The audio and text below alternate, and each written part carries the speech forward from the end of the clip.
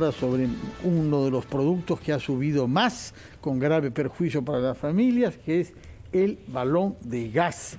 Y para eso hemos invitado al geólogo Aurelio Ochoa, quien es un director de una empresa consultora en materia de energía, pero ha sido también presidente de Perú Petro.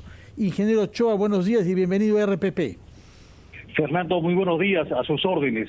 Explíquenos, por favor, ¿cuál es el gas que se usa en nuestro país más? Si el gas natural o el GLP, que es un derivado del petróleo, ¿y por qué? Claro que sí. Bueno, en primer lugar es el GLP, es el segundo combustible más utilizado en el Perú después del diésel, el GLP, el gas licuado de petróleo.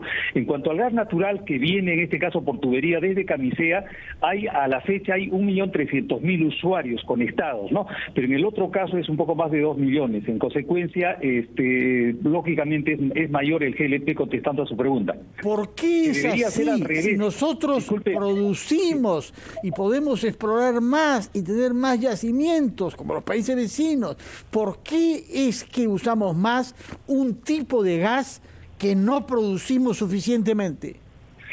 Tiene razón, es inconcebible que eso esté ocurriendo. Por el momento nosotros producimos el 80% del GLP que consumimos proveniente de Camisea, en este caso, la mayor parte, no una pequeña fracción de algunas refinerías, pero mayormente es proveniente de Camisea, el 80%. Vale decir que el 20% restante es solamente ese 20% es el que nosotros importamos, pero estamos lamentablemente teniendo los precios como que importásemos el 100%, y como le decía, resulta inconcebible que teniendo el gas, la cantidad de gas que tenemos, gas natural me refiero, el de Camisea, solamente en este caso el 16-17% de la población esté conectada a ese recurso, mientras por ejemplo en el caso de Colombia tenemos alrededor del 73%, y sin ir muy lejos, y no veamos el caso boliviano, pues el caso boliviano tiene más de 1 millón de conexiones, teniendo la tercera parte de la población nuestra. Pero ¿eso de qué depende? O sea, es decir, de la empresa privada, depende de una decisión y voluntad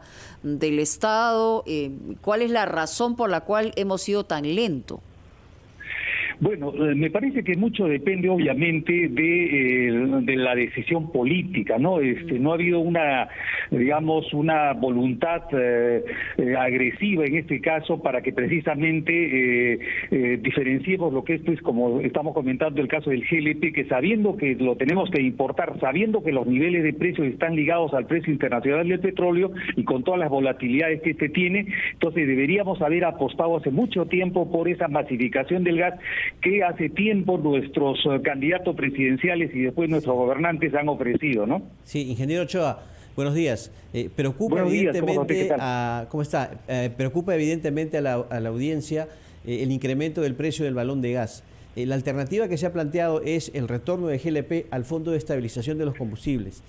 Ahora, se estima, no sé si usted estará de acuerdo con esa estimación, de que el precio podría volver a un nivel de 39 soles, 35, 39 soles aproximadamente con esta decisión. ¿Qué opina usted, ingeniero Ochoa? ¿Podría concretarse esa baja en el precio?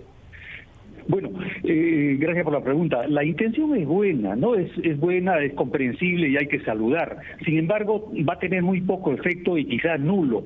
¿Por qué razón? Porque nosotros ya hasta el año pasado hemos tenido justamente al GLP incorporado en este Fondo de Estabilización de los Combustibles, sí, claro, y ha sido un total fracaso, ¿no? Entonces, el fisco ha gastado alrededor de 2.600 millones de soles precisamente para ese fondo, se le denomina un fondo de compensación, ¿no? Pero en realidad ha sido un subsidio, ¿no? Entonces el fisco ha tenido que sacrificar esa magnitud de recursos, sabiendo la escasez que tenemos de los mismos. Y en este otro caso lo que se ha ofrecido en realidad, como decía, si bien es una buena intención, pero en la práctica lo que se va, cosechar es prácticamente nada, ¿no? Entonces, ¿qué pasa? Vamos a esquilmar a la pobre caja fiscal, que ya sabemos en qué situación se encuentra, y esto implicaría mucho más de 1.400 millones de soles anuales mensuales que estaría precisamente el fisco invirtiendo.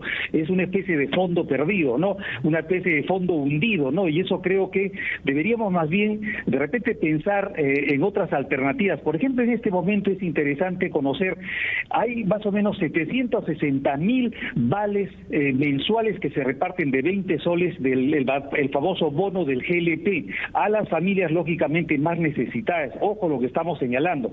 769.000 familias reciben hoy día 20 soles como un subsidio, en este caso del FICE, del Fondo de Inclusión de Seguridad Energética. Entonces, ¿qué pasa?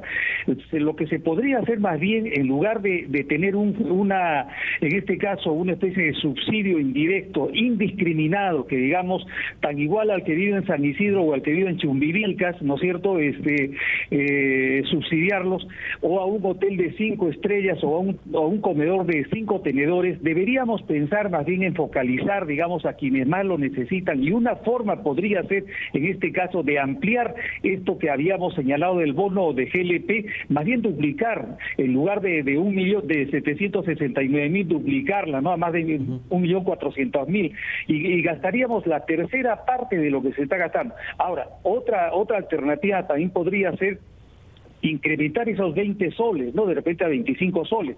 Y la otra podría ser lo que ya los Osinarmiga ha estado precisamente alentando, que es el caso de las cocinas eléctricas, que resulta siendo mucho más barato en este caso utilizar la electricidad que el GLP. Entonces deberíamos apostar por ello, y podría allí sí subsidiarse, por ejemplo, en lo que es la compra de estas cocinas de inducción. Entonces, de esa manera podríamos gastarnos entre 400, 500 millones de soles anuales y no 1.460 millones, que es lo que representaría esto que se ha presentado al Ministerio de Economía y Finanzas, ¿no? En realidad hay una buena intención, pero por cierto que esos 10 o 12 soles, como se ha señalado, no se van a alcanzar jamás, porque ya hemos tenido experiencias anteriores.